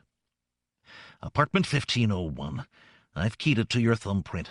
Open the door to no one. Accept no calls. Do not use any communications or entertainment equipment. Stay away from the balcony. I'll return as quickly as I can." Then he swings up onto the pillion. The driver walks her machine round, and they weave off into the gridlock. The apartment is modern and roomy, and bright and clean for a man on his own, well furnished and decorated with no signs of Krishnakop's work brought home of an evening. It hits her in the middle of the big living-room floor with the sun pouring in. Suddenly she is on her knees on the cashmere rug, shivering, clutching herself, bobbing up and down to sobs so racking they have no sound. This time the urge to vomit it all up cannot be resisted. When it is out of her, not all of it, it will never all come out. She looks out from under her hanging sweat-soaked hair, breath still shivering in her aching chest. Where is this place? What has she done? How could she have been so stupid, so vain and senseless and blind? Games, children's pretending. How could it ever have been? I say it is, and it is so. Look at me, Thacker has a small professional bar in his kitchen annex. Esha does not know drink, so the chota peck she makes herself is much more gin than tonic.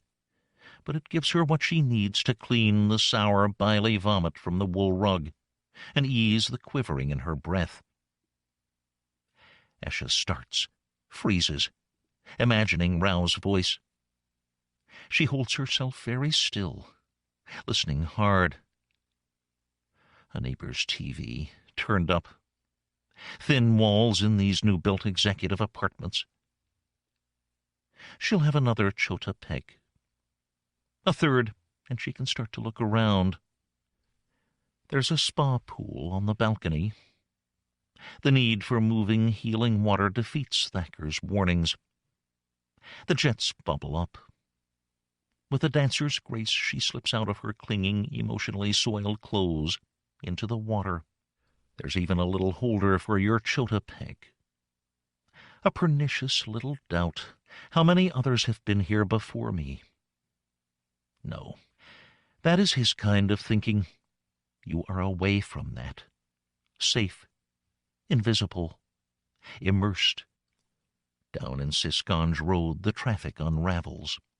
Overhead, the dark silhouettes of the scavenging kites, and higher above, the security robots expand and merge their black wings as Esha drifts into sleep. I thought I told you to stay away from the windows. Esha wakes with a start, instinctively covers her breasts. The jets have cut out, and the water is long, still perfectly transparent. Thacker is blue-chinned, baggy-eyed, and sagging in his rumpled, gritty suit. I'm sorry. It was just...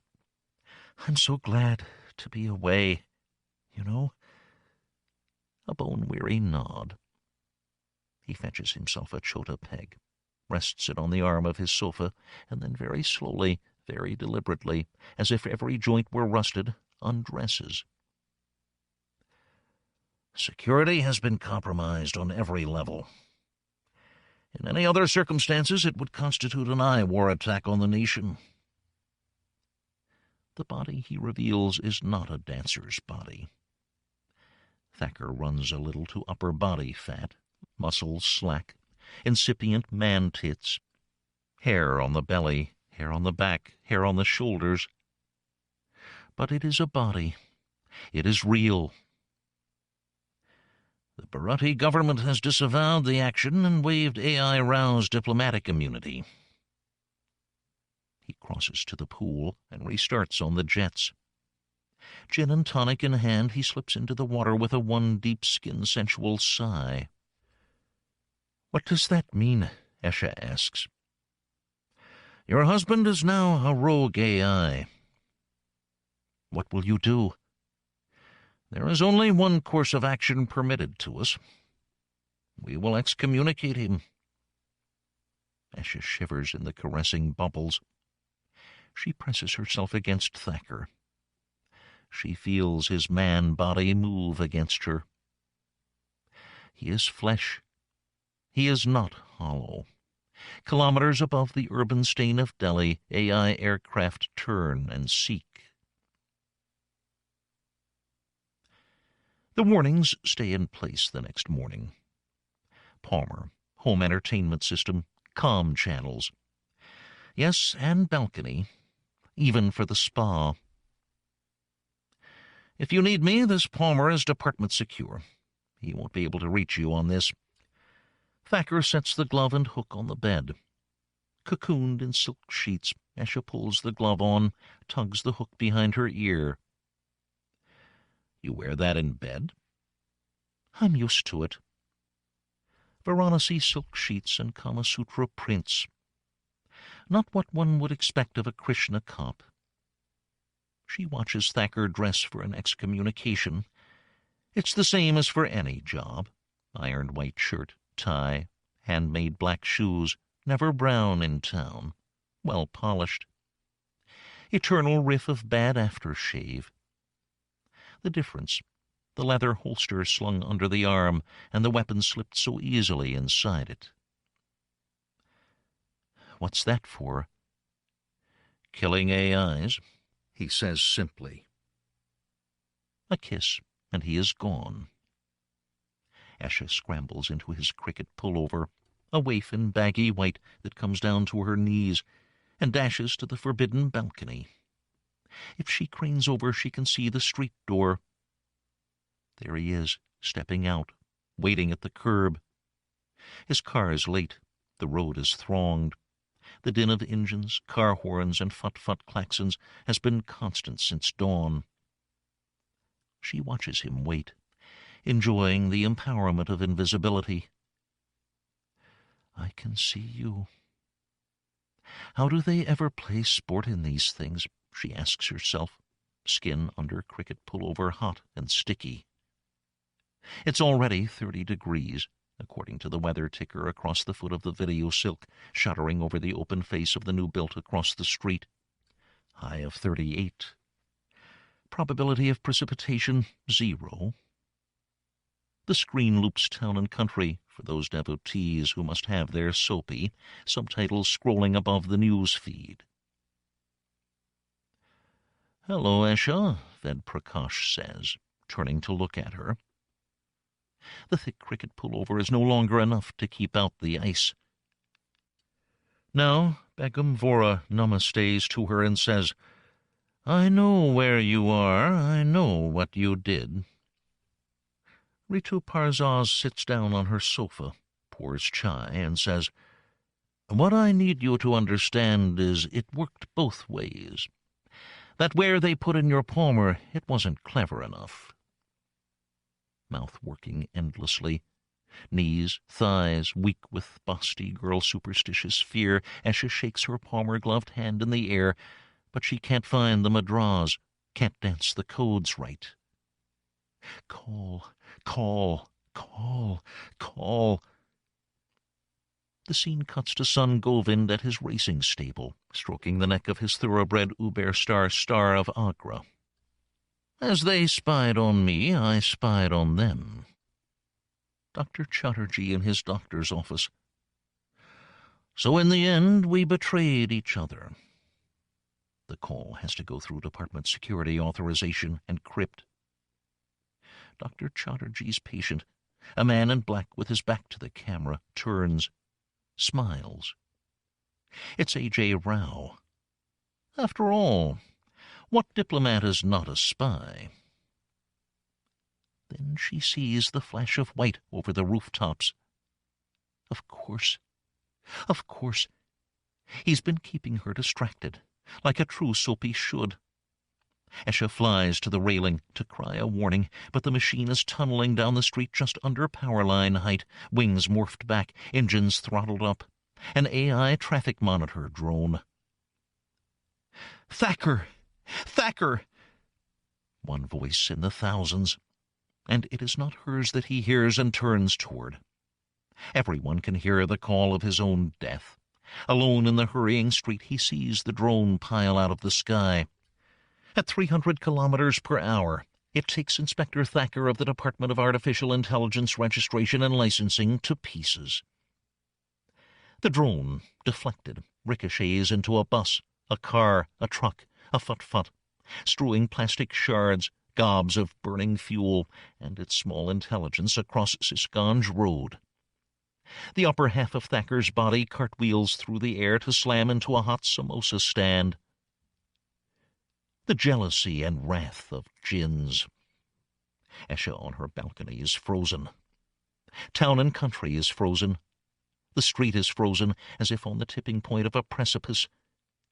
Then it drops into hysteria. Pedestrians flee. Cycle rickshaw drivers dismount and try to run their vehicles away. Drivers and passengers abandon cars, taxis, fut-futs. Scooters try to navigate through the panic. Buses and trucks are stalled, hemmed in by people. And still Esha Rator is frozen to the balcony rail. Soap. This is all soap. Things like this cannot happen. Not on the Sisganj Road, not in Delhi, not on a Tuesday morning. It's all computer-generated illusion. It has always been illusion. Then her palmer calls. She stares at her hand in numb incomprehension. The department. There is something she should do. Yes, she lifts it in a mudra, a dancer's gesture, to take the call. In the same instant, as if summoned, the sky fills with gods. They are vast as clouds, towering up behind the apartment blocks of Sisganj Road like thunderstorms. Ganesh on his rat vahana with his broken tusk and pen, no benignity in his face. Siva, rising high over all, dancing in his revolving wheel of flames, foot raised in the instant before destruction. Hanuman with his mace and mountain fluttering between the tower blocks. Kali, skull-jeweled, red tongue dripping venom, scimitars raised, bestriding Sisganj Road, feet planted on the rooftops. In that street, the people mill. They can't see this, Esha comprehends. Only me. Only me. It is the revenge of the Krishna cops. Kali raises her scimitars high. Lightning arcs between their tips. She stabs them down into the screen-frozen town and country. Esha cries out, momentarily blinded, as the Krishna cops' hunter-killers track down and excommunicate rogue AI A.J. Rao. And then they are gone. No gods. The sky is just the sky. The video silk hoarding is blank, dead. A vast godlike roar above her. Esha ducks. Now the people in the street are looking at her. All the eyes, all the attention she ever wanted. A tilt jet in a Wadi Air Force camelioplage slides over the roof and turns over the street, swiveling engine ducts and unfolding wingtip wheels for landing. It turns its insect head to Esha. In the cockpit is a faceless pilot in a HUD visor. Beside her, a woman in a business suit, gesturing for Esha to answer a call. Thacker's partner. She remembers now. The jealousy and wrath and Djinns. Mrs. Rator, it's Inspector Cower. She can barely hear her over the scream of ducted fans. Come downstairs to the front of the building. You're safe now. The AI has been excommunicated. Excommunicated. Thacker. Just come downstairs, Mrs. Ratour. You are safe now. The threat is over. The tilt jet sinks beneath her. As she turns from the rail, Esha feels a sudden warm touch on her face. Jet swirl, or maybe just a djinn passing unresting, unhasting, and silent as light. The Krishna cops set us as far from the wrath and caprice of the AIs as they could, to lay under the breath of the Himalaya. I say us, for I existed, a knot of 4 cells inside my mother's womb. My mother bought a catering business. She was in demand for weddings and shadis. We might have escaped the AIs and the chaos following Awad signing the Hamilton Acts, but the Indian male's desperation to find a woman to marry endures forever. I remember that for favored clients, those who had tipped well or treated her as something more than a paid contractor, or remembered her face from the Chatti mags, she would slip off her shoes and dance Radha and Krishna. I loved to see her do it, and when I slipped away to the temple of Lord Ram, I would try to copy the steps among the pillars of the mandapa. I remember the Brahmins would smile and give me money. The dam was built, and the water war came, and was over in a month. The AIs, persecuted on all sides, fled to Burat, where the massive popularity of town and country gave them protection. But even there they were not safe. Humans and AIs, like humans and Djinni, were 2 different creations, and in the end they left Awad for another place that I do not understand, a world of their own where they are safe and no one can harm them. And that is all there is to tell in the story of the woman who married a djinn. If it does not have the happy ever-after ending of Western fairy tales and Bollywood musicals, it has a happy enough ending. This spring I turn 12 and shall head off on the bus to Delhi to join the Gharana there. But my mother fought this with all her will and strength. For her Delhi would always be the city of djinns, haunted and stained with blood. But when the temple Brahmins brought her to see me dance, her opposition melted. By now she was a successful businesswoman, putting on weight, getting stiff in the knees from the dreadful winters, refusing marriage offers on a weekly basis. And in the end she could not deny the gift that had passed to me. And I am curious to see those streets and parks where her story and mine took place, the Red Fort and the sad decay of the Shalimar Gardens. I want to feel the heat of the djinns in the crowded gullies behind the Jama Masjid, in the dervishes of litter along Chandni Chowk, in the starlings swirling above Connaught Circus. Leh is a Buddhist town, filled with 3rd-generation Tibetan exiles. Little Tibet, they call it, and they have their own gods and demons.